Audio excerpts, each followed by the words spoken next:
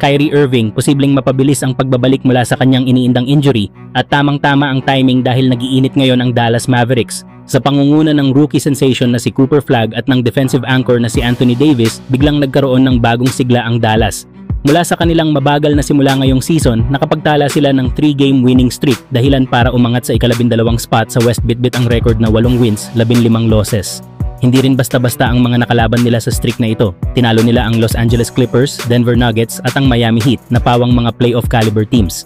Kaya naman hindi malabong muling makita ang Dallas sa seryosong usapan pagdating sa pagiging contender, lalo na kung mananatili ang kanilang intensity at chemistry. At kapag nakabalik na si Kyrie Irving, mas lalo pang tataas ang ceiling ng team. Ang kombinasyon ni Kyrie, Anthony Davis at Cooper Flagg ay posibleng maging isa sa pinaka-dangerous na trio sa West.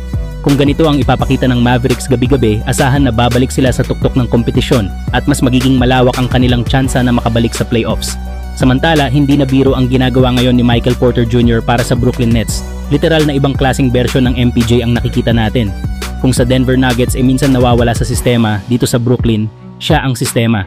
Kanina laban sa Chicago Bulls, umarangkada si Porter at muling nagpakita ng superstar caliber performance. 33 puntos, 10 rebound at 5 assists, kompleto rekado, walang patid at siya mismo ang nagdala para itumba ang Bulls. At hindi nakakagulat dahil sa huling 5 laro, sunod-sunod ang malalaking numero ni MPJ. Para bang nabigyan siya ng bagong buhay sa Nets at bawat laro, tumataas ang kumpiyansa at lumalakas ang ingay para sa kanya sa Eastern Conference. Sa totoo lang, mukhang mauunahan pa ni Michael Porter Jr. si Jamal Murray sa pagiging All-Star ngayong taon. Ganito kalaki ang leap niya, ganito siya kadominante ngayon. Kung magtutuloy-tuloy pa to, baka hindi lang All-Star spot ang makuha ni MPJ, pwedeng maging Most Improved Player candidate pa siya o baka maging face ng bagong era ng Brooklyn Nets. Isipin mo yon, mula role player sa Denver, ngayon All-Star level scorer sa Brooklyn. Samantala, nagiging mainit naman ang trade market matapos ilabas ang ulat na parehong Los Angeles Lakers at Golden State Warriors ay interesado na kunin si Herb Jones mula sa New Orleans Pelicans. Ayon sa NBA insider na si Brett Sagel, pareho umanong naghahanda ang dalawang koponan ng posibleng trade packages para makuha ang elite defender sakaling maging open ang Pelicans sa pakikipag-usap. Ngunit kung Lakers ang pag-uusapan, mas malinaw na sila ang mas nangangailangan kay Herb Jones dahil sa bigat ng problema nila sa depensa ngayong season. Kasalukuyang umaasa ang Lakers kina Marcus Smart at Bronny James para punan ang defensive gaps, lalo na't si Jared Vanderbilt ay halos wala na sa rotation.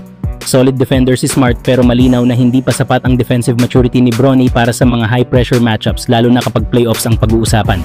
Dito papasok ang malaking halaga ni Herb Jones, isang all-defensive first-team member na kayang bantayan ng elite scorers sa wings at lubos na makakatulong sa defensive identity na gustong buuin ng Lakers. Ang problema ngayon ng Lakers ay kung ano ang kaya nilang i-offer na magiging sapat para makipagsabayan sa ibang teams. Dalawa ang posibleng pakete na binabalangkas nila. Una, isang direct swap kung saan maaaring ipalit si Rui Hachimura kay Jones. Pangalawa, isang package na binubuo ni Dalton Knecht kasama ang maalinka na Jared Vanderbilt o isang expiring contract tulad ni Gabe Vincent o Maxi Kleber.